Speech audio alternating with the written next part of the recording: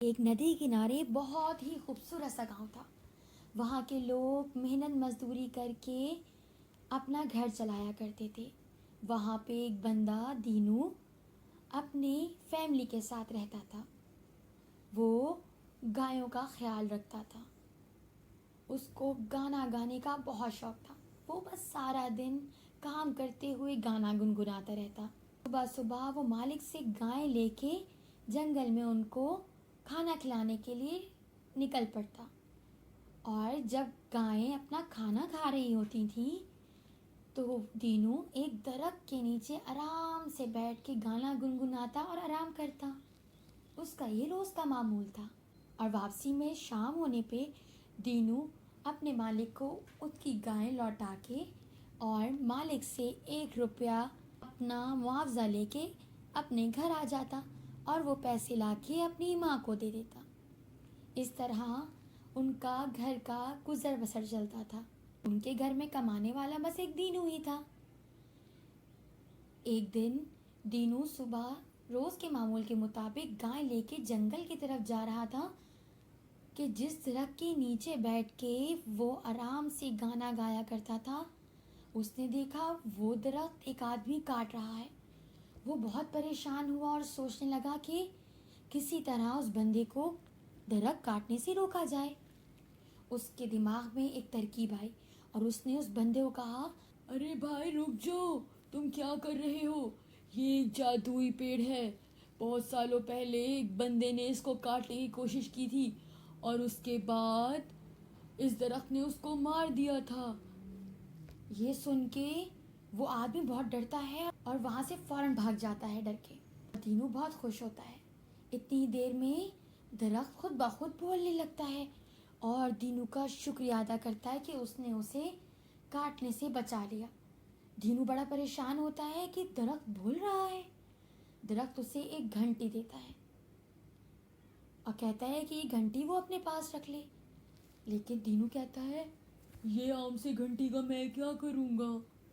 तो वो कहता है दरख्त कि ये कोई आम सी घंटी नहीं है, ये बहुत ख़ास घंटी है, ये एक जादुई घंटी है। ये घंटी वो उसको तोहफे में दे रहा है। वो दिन में एक वक्त जो भी खाना चाहेगा वो उसको मिल जाएगा। ये सुन के दीनू बहुत खुश हुआ और वो घंटी जेब में लिए घर चला गया। माँ बहुत परेशान थी। माँ ने पूछा कि अरे बेटा, आज तो तुम बहुत देर से आए हो। खैरियत है ना सब?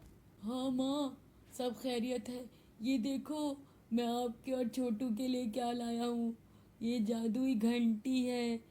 और जो सारा वाकया होता है वो अपनी माँ को बताता है।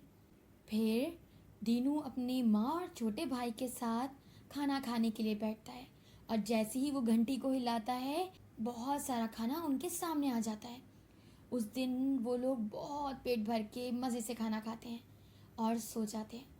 दूसरे दिन दीनू रोज़ के मुताबिक गाय लेके जंगल जाता है, उनका ख्याल करता है, उनकी देखभाल करते। वापस शाम को जब घर आता है देखता है कि उसके लिए तो बहुत कम खाना बचा है और उसकी माँ और भाई ने पहले ही खाना खा लिया था और घंटी का इस्तेमाल कर लिया था। लेकिन खाना इतना थोड़ा था कि दीनू को पूरा नहीं होता। वो बहुत गुस्सा होता है और दूसरे दिन सुबह काम पे जाते हुए अपनी घंटी साथ ले जाता है।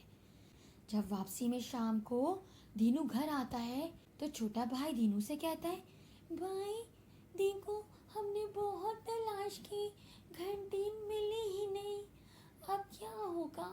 मुझे बहुत भूख लगी है। इतनी देर में फौरन से दीनू अपनी जेब से घंटी निकालता है और माँ को देता है। माँ ये देख के बहुत परेशान होती है और कहती है, बेटा, तुम इसको अपने साथ ले गए थे, तुम्हें ज़रा ख्याल नहीं था। तुम्हारा छोटा भाई सुबह से भूखा है। तुम ऐसे खुद गर्ज कब से हो गए? दीनू बहुत शर्मिंदा होता है और कहता है, माँ मुझे माफ़ कर दो। माँ, मुझे अंदाज़ा नहीं हुआ।